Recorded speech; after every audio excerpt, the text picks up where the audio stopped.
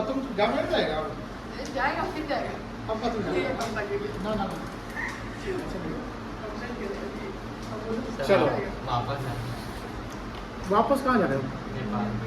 नेपाल कब तक के लिए? 1 महीना? नहीं 5 दिन घूमने? हाँ अंशिका आपका आज पहला क्लास है और अपर्णा आपका सेकंड क्लास। कल जो आप पढ़े वो समझ में आपको आया था कल? गुड। तुम लोग तो पुराने हो मतलब तुमको समझ में आया होगा। तुम्हारा नाम क्या बताया था? साजिद।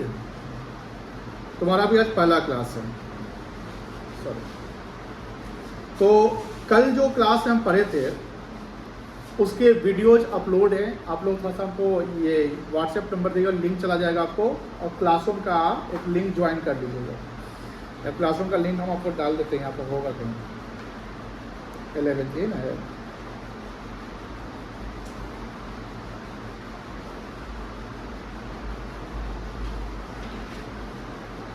चला जाएगा ग्रुप में, सॉरी व्हाट्सएप चल जाएगा, वहाँ से ले लीजिएगा।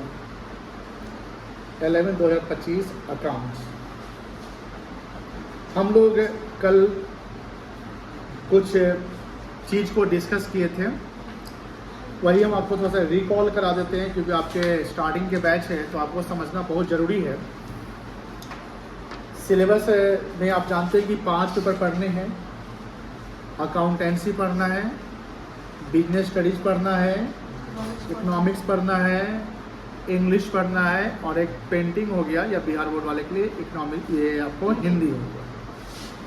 बात ये है कि जो कॉमर्स स्ट्रीम है वो बहुत ज़्यादा टफ या टफ जब बोले तो नहीं है, आसान है। इसमें कैरियर बनाना आसान है और जब कैरियर बन जाए तो पैसा कमाना आसान और बहुत बढ़िया पैसा कमा सकते हैं, चाहे फाइनेंस सेक्टर हो। लेकिन सर कोई चीज़ को आसान हम कैसे करते हैं? थोड़ा बहुत उसको हम समझकर पढ़ के कंसिस्टेंट रहेंगे, है ना, कोई दिक्कत नहीं। इसमें कोई मैथ वाले सिस्टम नहीं आने वाले हैं, केमिस्ट्री वाले, बायो वाले, फिजिक्स वाले सिस्टम नहीं आने वाले। सिंपल साधारण जो है जनरल जो हम अपने जीवन में देखते हैं वही सब देखने को मिलेगा। एक्चुअली इकोनॉमिक्स की बातें, कंपनी की बातें सब जगह होते रहती है, वही हम लोगों को पढ़ना है यहाँ पे। कोई फिजिक्स का नहीं कि फिजिक्स तो पढ़ रहे हैं लेकिन प्रैक्टिकली हम कोई कहीं समझ अप्लाई नहीं होता है ऐसा क्या? और 10th में केमिस्ट्री पढ़े ना, फिजिक्स पढ़े अपने केमिस्ट्री, क्या प्रैक्टिकल कहीं अप्लाई हुआ? कहीं देखे? बस किताबों में देख रहे हैं। हमें वो पढ़ाई करनी है जो हमारे जीवन में अप्लाई हो। हमें वो पढ़ाई करनी है जो हमारे जीवन में अप्लाई हो। जैसे हमने अभी जस्ट जब आप लोग ऑफिस में बैठे रहे होंगे तो हम टेस्ला और BYD का कंपैरिजन बताए थे, सुने होंगे आप लोग। वो सुनने को भी मिलता है तो अरे सर तो यार हम इस न्यूज़ सुने हुए हैं। डोनाल्ड ट्रंप के टैरिफ बढ़ाने और घटाने की बात बोल रहे थे, वो भी आप न्यूज़ में कहीं सुनते होंगे आप। तो कहने का मतलब है कि जो हम न्यूज़ में देख रहे हैं यानी जो हमने देखा लेकिन 10th तक हमको पढ़ाया नहीं गया, जो कॉमर्स में आते हैं हमको वो सब पढ़ाया जा रहा है तो इंटरेस्ट बन रहा है, वही इंटरेस्ट बनाए रखने हैं। समझ गए? कोई दिक्कत नहीं है। अब बात होती है कि अकाउंट्स की जब आप बात करते हैं, लेक्चर 1 15 अप्रैल जो यस्टरडे आपका क्लास हुआ था उसे बताया गया था कि अकाउंट करने के एक सिस्टमैटिक अप्रोच होते हैं, फंडामेंटल एजम्पशंस होते हैं जिसको अकाउंटिंग का पहला स्टेप होता है कि हमको बुक कीपिंग करना है। क्या करना है? Book keeping. बोलना बेटा आप लोग ये क्या करना है? Book keeping is the process of accounting, यानी बुक कीपिंग पहला स्टेप होता है। दूसरा स्टेप होता है कि जब हम बुक कीपिंग से आगे बढ़ते हैं यानी तो अकाउंटिंग पे आते हैं और अकाउंटिंग से आगे बढ़ेंगे तो अकाउंटेंसी पे आएंगे। अब अकाउंटिंग का मतलब होता है हिसाब किताब। क्या होता है? हिसाब किताब, लेखा जोखा करना, यानी पैसे का हिसाब किताब। आप लोग को भी कभी करने को मिला होगा रफली कि मम्मी पैसा दी होगी, जा बेटा इसका सामान खरीदना, हिसाब दे दो, ऐसा हुआ होगा। या कभी आप लोग हो सकता है कि जैसे ऐसा अपने स्कूल में जरूर किया होगा कि टीचर्स डे सेलिब्रेट किया होगा, तो टीचर्स डे सेलिब्रेट किया होगा तो उसमें देखा होगा कि सब लोगों से पैसा कलेक्ट करना है, बैलून खरीदना है, केक खरीदना है, ये खाना बनाना देखना, समोसा खरीद लेना है, हिसाब लिखना है, इतना पैसा बच रहा है, अभी हम लोग का पार्टी अपना कर लेना है। तो वो भी एक अकाउंटिंग ही था। वो भी क्या था बेटा? अकाउंटिंग ही था। तो अकाउंटिंग का मतलब क्या है कि अकाउंटिंग कहाँ होता है? जहाँ पैसा होता है वहाँ अकाउंटिंग, जहाँ पैसा होता है वहाँ अकाउंटिंग होता है। Where is money, There is accounting. जहाँ मनी यानी जहाँ पैसा इन्वॉल्व है, मनी इन्वॉल्व है, वहाँ अकाउंटिंग होगा। कोई दिक्कत? No, sir. क्या मतलब समझी तुम बेटा? जहाँ क्या इन्वॉल्व है, मनी इन्वॉल्व, वहाँ क्या होगा? जोर से बोलो, अकाउंटिंग होगा। अब बात ये हो रही कि अकाउंटिंग जनरली जब करते हैं तो एक प्रॉपर तरीके से सिस्टमैटिक करते हैं और एक ऐसे रफली करते हैं। रफली किस बिजनेस का होता होगा? Unorganised business. जैसे भूजा वाला, सत्तू वाला, नर्सरी वाला, सब्जी वाला, समोसा वाला, कभी देखे उसका अकाउंटिंग करते हुए? No, sir. नहीं। लेकिन कभी ये जरूर देखे होंगे कि वो डायरी रखा हुआ है, उसी में लिख लेता है। कोई कोई नहीं भी लिखता है। Sir, जिसका बड़ा दुकान होता है। सब्जी वाला सब लिखता नहीं है, No, sir. लेकिन कहीं कोई सब्जी जो फिक्स किया होगा वो जरूर लिखता होगा।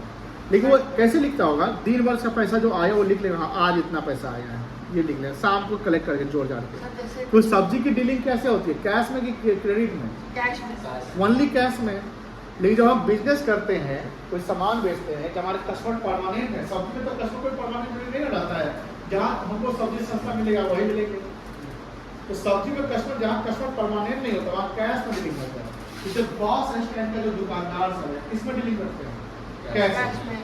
में रेलवे का जो प्लेटफॉर्म पर जो दुकान सब होगा रेलवे का, वहाँ डीलिंग किसमें होता है? कैश में। कैश में। लेकिन जो फिक्स प्रीमिसेस है वहाँ डीलिंग कैश और क्रेडिट क्रेडिट दोनों में होता है। क्रेडिट का मतलब क्या हुआ? उधार। सर, जैसे ग्रोसरी शॉप।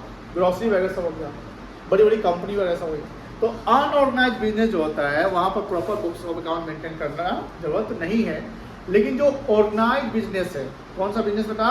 ऑर्गेनाइज्ड बिजनेस है, वो बुक्स ऑफ अकाउंट मेंटेन उनको करना पड़ेगा। अब कौन से बिजनेस ऑर्गेनाइज कहलाएंगे? Sole trading business. सोल मतलब होता है सिंगल। सोल मतलब क्या होता है? अकेला। जैसे हम अकेला बिजनेस करते हैं, यहाँ पर सोल ट्रेडिंग कहलाएगा। पार्टनरशिप, जैसे जहाँ दो या दो से अधिक मिलकर बिजनेस करते हैं। LLP, company, joint venture, cooperative society, ये सब बिजनेस जो है वो मेंटेन करते हैं। एक जो ये सब जो बिजनेस है proper books of account maintain करते हैं, हर चीज़ का हिसाब रखते हैं। 10 रुपये का भी कोई अगर ट्रांजेक्शन हो रहा है तो उसका भी बिल बनेगा, ध्यान रखिएगा। अब हमने कुछ बताया था, कुछ एक्ट के बारे में याद है? Yes sir. एलएलपी एक्ट कब आया था? 2008. Partnership act 1932, companies act 2013. And cooperative society act 1912. 1912। अब यहाँ अकाउंटिंग के बाद बताते हैं कि अकाउंटिंग एक कॉन्सेप्ट पे बेस है, जिस कॉन्सेप्ट का नाम क्या है? Double entry system. जिस कॉन्सेप्ट का नाम क्या बेटा? Double entry system. और ये कॉन्सेप्ट क्या कहता है, ध्यान सुनना है अपना। इस कॉन्सेप्ट में 3 चीज याद रखना है। इसका ओरिजिनेशन इटली में हुआ। कहाँ हुआ? इटली में. कौन किया? लुकास पासियोली किया। और ये कब हुआ था? 1494 में. Double entry system is the system where all the economic और मॉनेटरी ट्रांजेक्शंस, यहाँ ध्यान रखिएगा, इकोनॉमिक ट्रांजेक्शन या मॉनेटरी, जहाँ मनी इन्वॉल्व होता है उसी को ट्रांजेक्शन कहते हैं। कभी मान लीजिए कि आप ज्वेलरी शॉप पे जाते हैं और ज्वेलरी 4 को निकलवाए, देखे, पसंद नहीं आया या पसंद आया लेकिन बजट से बाहर है, आप बोलते हैं कि कल आते हैं। क्या उसको हम इकोनॉमिक ट्रांजेक्शन कहेंगे? बिजनेसमैन के लिए नहीं कहेंगे, क्योंकि वहाँ मनी इन्वॉल्व नहीं है, आप तो सिर्फ देख कर आए ना। लेकिन मान लीजिए आप ज्वेलरी का ऑर्डर देते हैं, मान लीजिए आपने ज्वेलरी का ऑर्डर दिया, सर इस ज्वेलरी में ऐसे डिजाइन बना दीजिए, बोला कि मैडम पेमेंट करना पड़ेगा, एडवांस कुछ पैसा जमा कर दीजिए। आप बोले ठीक है 5 रुपये एडवांस कर देते हैं और कल आगे तक दे जाएंगे।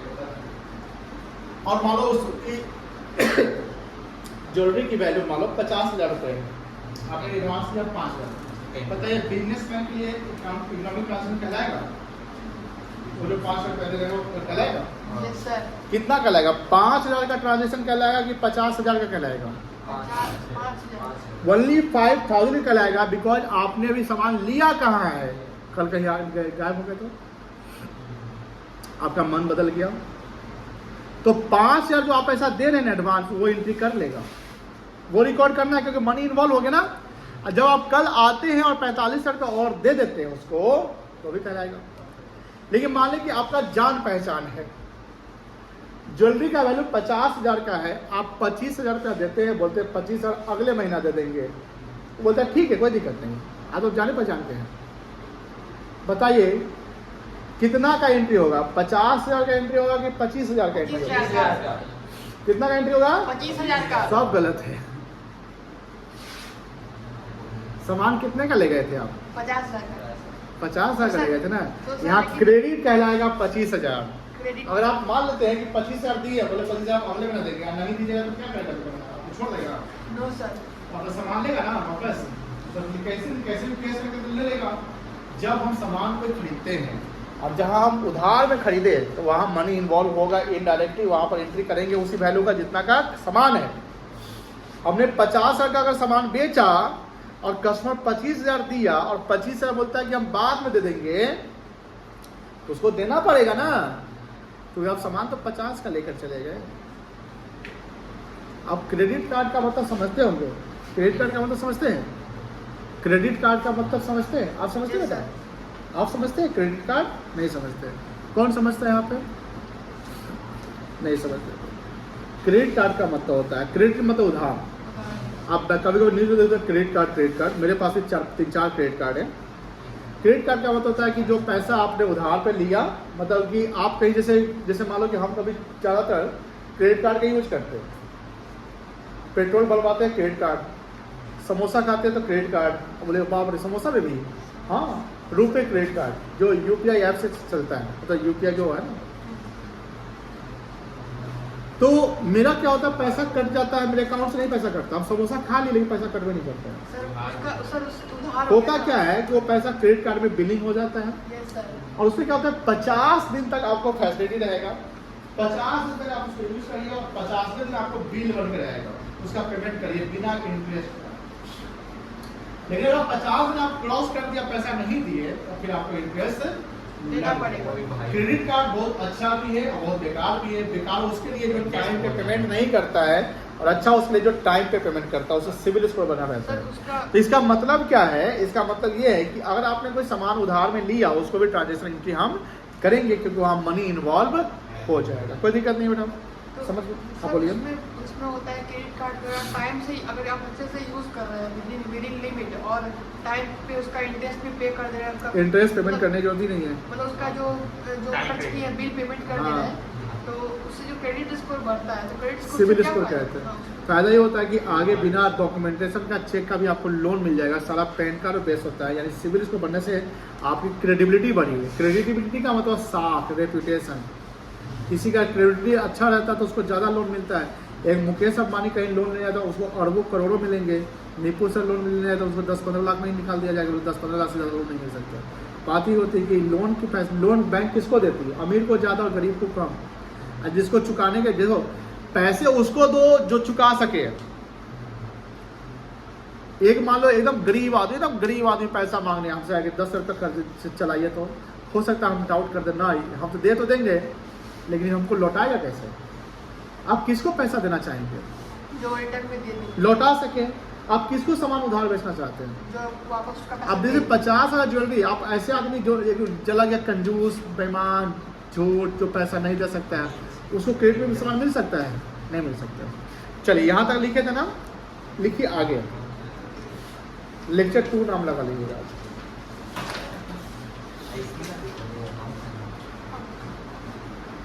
सर ये अकाउंट हाँ अकाउंट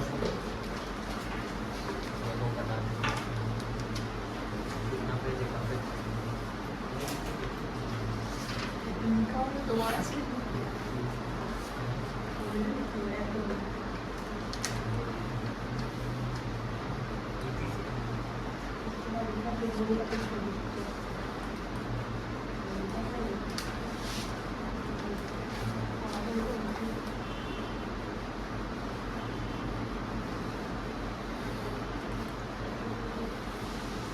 इसमें क्या देखे थे? Every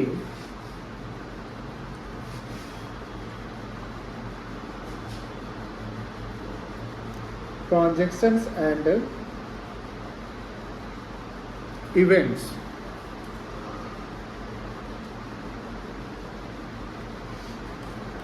has its two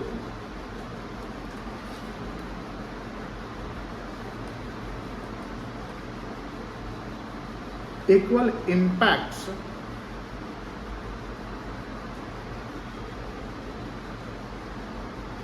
carry debit and credit.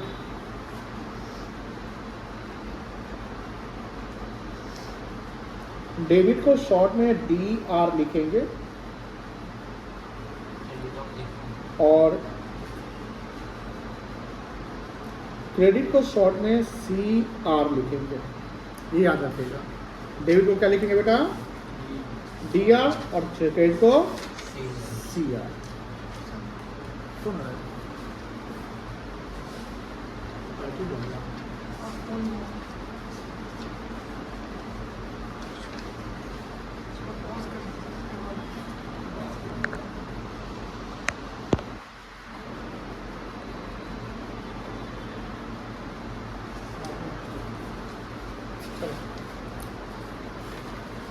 Debit and credit.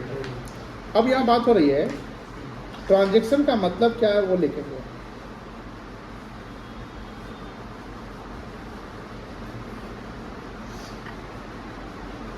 Hello जी, प्रणाम जी।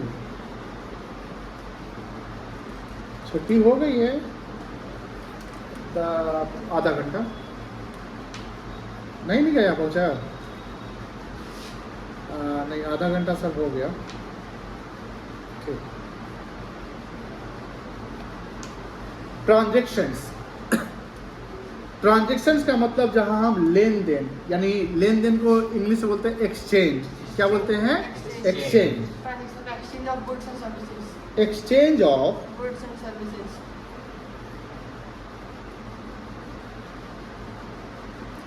Goods and Services. For consideration. Services For consideration. For consideration.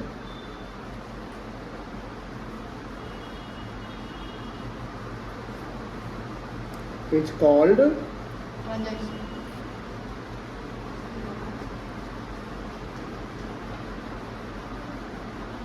Transactions.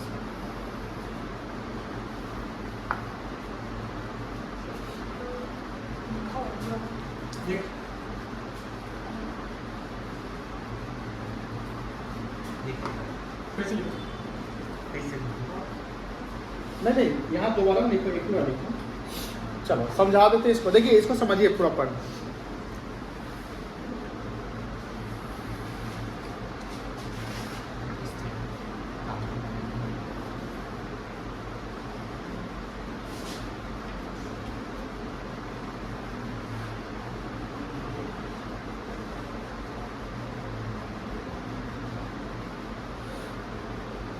उससे क्रिएट कैसे होता है?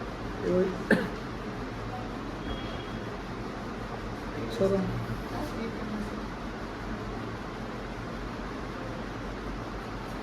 मान लो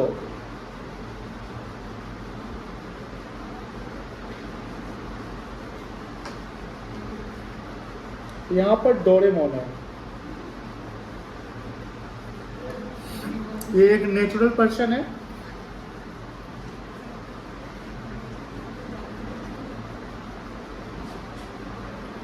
और यहाँ पर नोबिता है। ठीक है, ध्यान सुनेगा। डोरेमोन जो है स्टार्ट किया अपना बिजनेस। ठीक है, क्या स्टार्ट किया? Business. बिजनेस।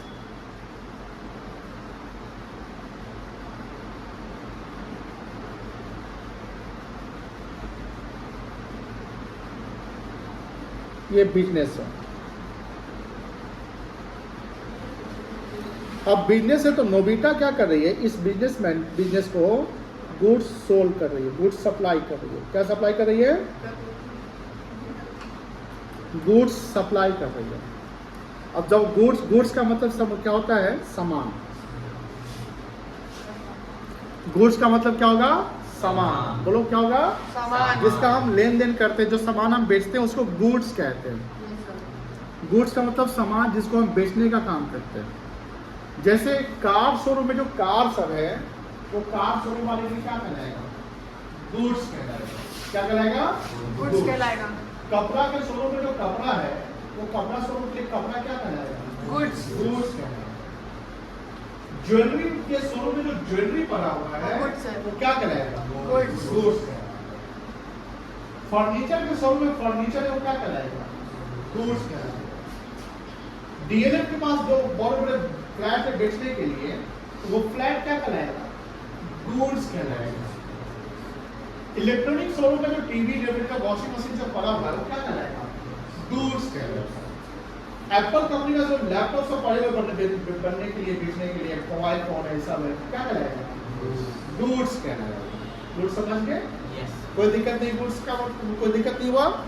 गुड्स समझ के, तो वही नोबिता जो है गुड्स सप्लाई करती है किसको? इस बिजनेस को, यानी डोरेमोन को। तो जब गुड्स अगर है तो उसका कोई वैल्यू होगा ना, पैसा कोई चार्ज होगा ना। मान लो जो गुड्स सप्लाई किया 10 लाख रुपए का, कितने का? 10 लाख रुपए। 10 लाख रुपए का। तो यहाँ पर बताओ कौन सामान खरीदा है, नोबिता की डोरेमोन? डोरेमोन। डोरेमोन खरीदा है। तो हम डोरेमोन के पॉइंट से चलते हैं।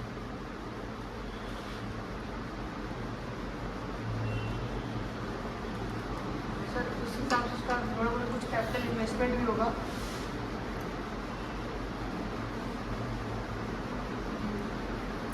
From Doraemon point of view, यानी डोरेमोन के पॉइंट से हमको चलना है तो क्या कहानी बनने वाला है?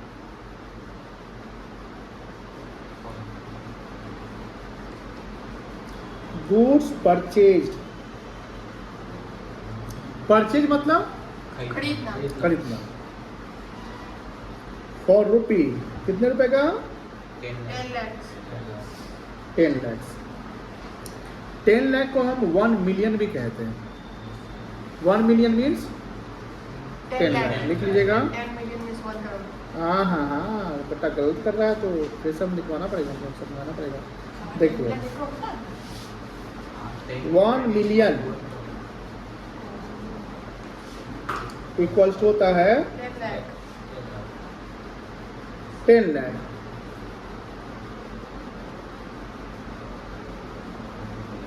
1 बिलियन इक्वल्स टू होता है 1000 मिलियन। 100 करोड़ ठीक बोले आप? ट्रिलियन। 1 ट्रिलियन इक्वल्स होता है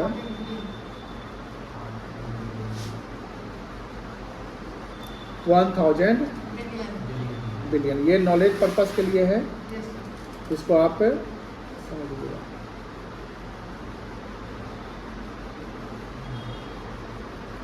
चलिए आगे। तो goods purchase for rupees 10 lakh, बताओ ये क्या कहलाएगा?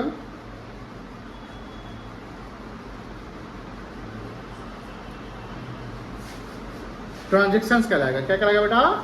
ट्रांजेक्शन। कोई दिक्कत नहीं है? No sir. आगे देखो। अब मान लो कि जब हम गुड्स परचेज किए तो गुड्स सेल भी तो करेंगे। गुड्स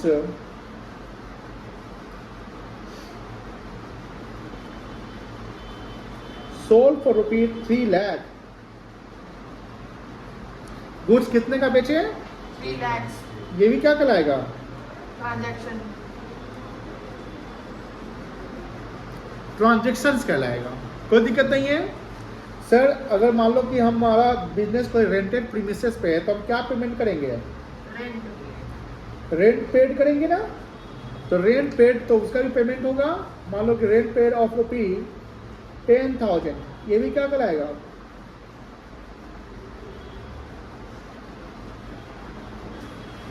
ट्रांजेक्शन्स कहलाएगा। हमारा एम्प्लॉय है उसको हम क्या पेड करेंगे? Salary. Salary paid of rupee 30,000, ये भी क्या कहलाएगा? ट्रांजैक्शन। ट्रांजेक्शन्स कहलाएगा। उसका जो प्रीमिसेस होगा, फर्नीचर, अदर एक्सपेंसेस। मान लो हमने फर्नीचर खरीदा,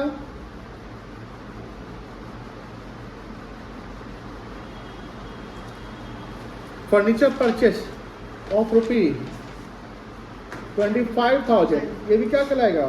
ट्रांजैक्शन। ट्रांजेक्शन्स कहलाएगा। Yes sir. बहुत सारे, मान लो एनी टाइप ऑफ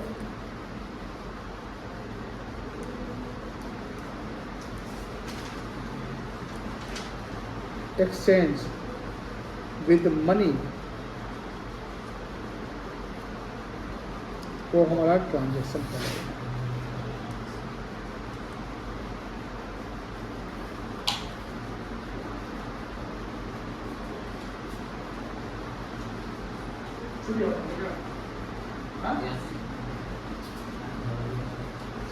छूट गया बेटा, वहाँ छूट गया है। कहाँ छूट गया है? यहाँ से चल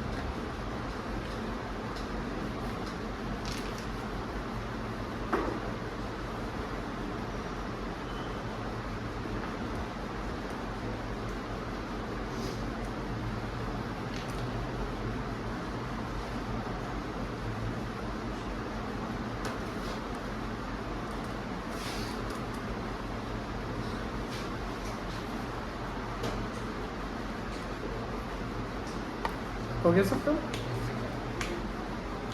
ये लिख ले नीचे का। Yes sir. तो ट्रांजेक्शन समझ गए? Yes sir. तो आप समझो ट्रांजेक्शन को लिटरल मीनिंग कि ट्रांजेक्शन कोई बहुत टफ चीज नहीं होता है। ट्रांजेक्शन का मतलब है जहाँ मनी इन्वॉल्व होता है, जहाँ क्या इन्वॉल्व होता है? मनी। और एक्सचेंज होता है, क्योंकि अकाउंटिंग हम ट्रांजेक्शन का करते हैं। अकाउंटिंग किसका करेंगे? ट्रांजेक्शन का। Transaction where money is involve, where what money involve. जहाँ मनी इन्वॉल्व नहीं है वहाँ ट्रांजेक्शन नहीं वो है। ट्रांजेक्शन है सर। मनी का मतलब कैश में और क्रेडिट दोनों होना चाहिए, जहाँ वैल्यू होना चाहिए। अगर मान लो कि मुझे कोई सेल्स ऑर्डर आता है, या मान लो कोई बच्चा इंक्वायरी करने आया हो कि सर कल से हम क्लास करने आए थे, अब मान लो वो एडमिशन अभी नहीं लिया, तो उसको हम ट्रांजेक्शन मानेंगे कि नो सर। नहीं मानेंगे। लेकिन जब बच्चा एडमिशन ले लेता है, फिर डिपॉजिट करता है, तो उसको हम ट्रांजेक्शन मानेंगे। उसी प्रकार मान लो कि हम कहीं सामान का ऑर्डर देते हैं और ऑर्डर दिए लेकिन हम सामान अभी खरीदे नहीं है, तो ट्रांजेक्शन नहीं माना जाएगा। जब हम खरीद लेंगे या बेच लेंगे तो उसको ट्रांजेक्शन मान लेंगे। जैसे सेल ऑफ गुड्स हो गया। गुड्स का मतलब सामान जिसका हम ट्रेडिंग करते हैं। गुड्स का मतलब क्या हुआ? सामान उसका जिसका हम ट्रेडिंग करते हैं। जैसे ये मेरे लिए गुड्स नहीं कहलाएगा, ये मेरे लिए संपत्ति कहलाएगा, ये मेरे लिए एसेट्स कहलाएगा। क्या कहलाएगा? एसेट्स कहलाएगा। एसेट जिसको यूज करते हैं, गुड्स जिसको रीसेल करते हैं, एसेट जिसको हम यूज करते हैं, हेल्ड फॉर यूज। हेल्ड मतलब रखना, और गुड्स क्या हुआ? हेल्ड फॉर सेल, जिसको हम बेचने के लिए रखें। कोई दिक्कत नहीं है। कपड़ा के शोरूम में गुड्स क्या कहलाएगा? कपड़ा के शोरूम में गुड्स क्या कहलाएगा? हाँ, कपड़े के शोरूम में गुड्स क्या कहलाएगा? कपड़ा कहलाएगा। बोलना क्या है? कपड़ा कहलाएगा। बस के शोरूम में गुड्स क्या कहलाएगा? बस कहलाएगा।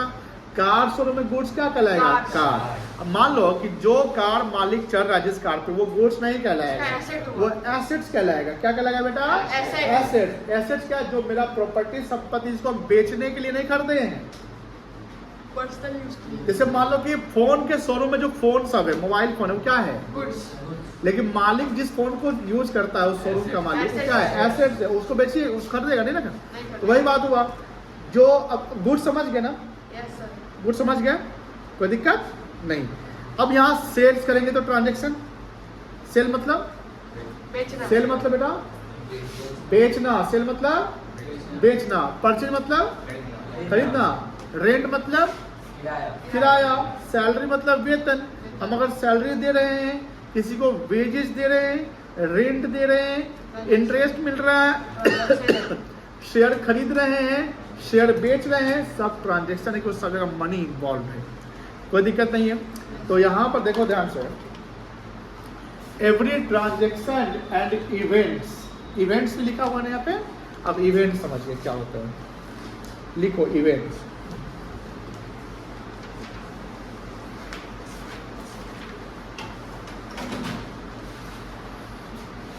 Events is the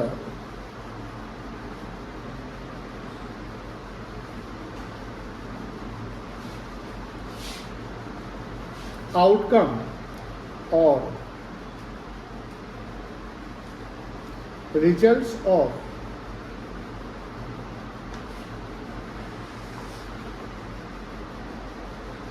transactions. Events is the outcome or results of transactions. जैसे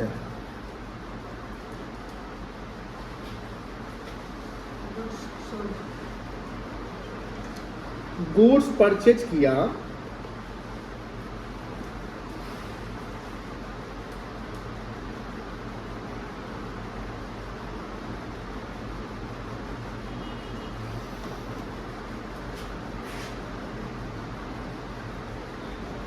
₹10,00,000 का गुड्स परचेज कितने का? 10 लाख रुपए का। तो ये कहलाएगा ट्रांजैक्शन। क्या कहलाएगा? ट्रांजैक्शन। ट्रांजैक्शन। और अभी इकोनॉमिक्स में ये ना पढ़े थे। Yes sir. और गुड्स सोल्ड किया और ₹13 लाख, ये भी क्या कहलाएगा? ट्रांजैक्शन। ट्रांजैक्शंस। तो बताओ प्रॉफिट का फॉर्मूला क्या बनता है? SP minus CP. Sales minus cost, बोलो हाँ या ना? Yes sir. प्रॉफिट का फॉर्मूला क्या बनेगा? Sales minus cost. 3 lakh. Sales कितना है? 10 लाख रुपीस। नहीं 13 lakh.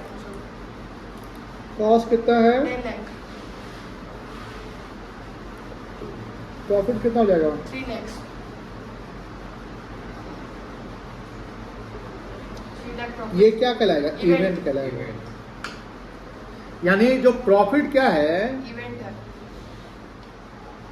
Profit is an event which is result of the result of transaction. sales and purchase, कह सकते हैं ना? Yes sir.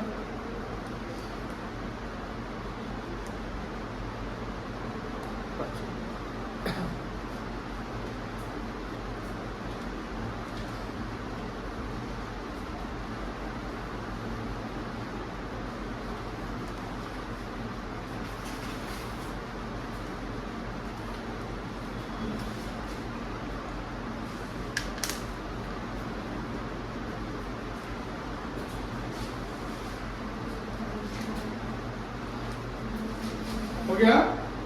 Yes sir. लिख लिया? Yes sir. अब लिखो meaning of accounting.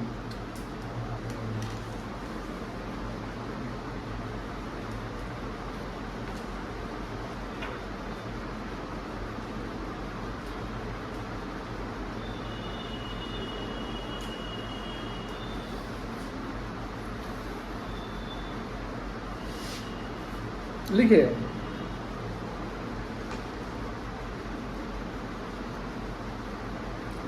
accounting is an art of classifying. recording, classifying. classifying, summarising. Interpreted data and summarizing of an interpreted data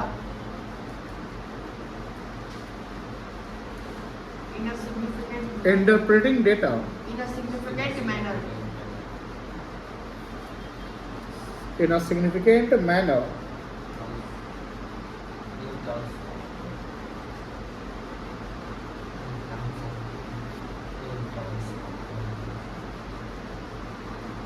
in terms of money money or money's worth. और Money's worth. Money worth.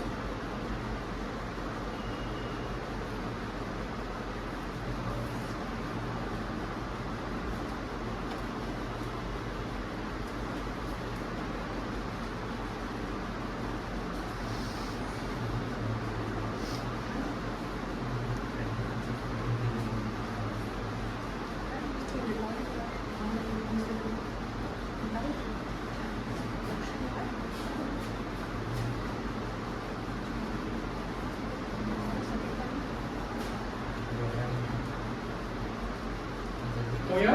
Yes, sir. चलिए, इस definition को हम कल समझाएंगे, meaning कल समझाएंगे। इसको थोड़ा पढ़ कर रहिएगा, ये जो ट्रांजेक्शन इसको पढ़ कर आना है, दोनों को समझ लेना है, ठीक है। कल थोड़ा सा उसको बात करेंगे इस पर। लिख लिया तुम लोग? Yes, sir. छूट गया है? No, sir.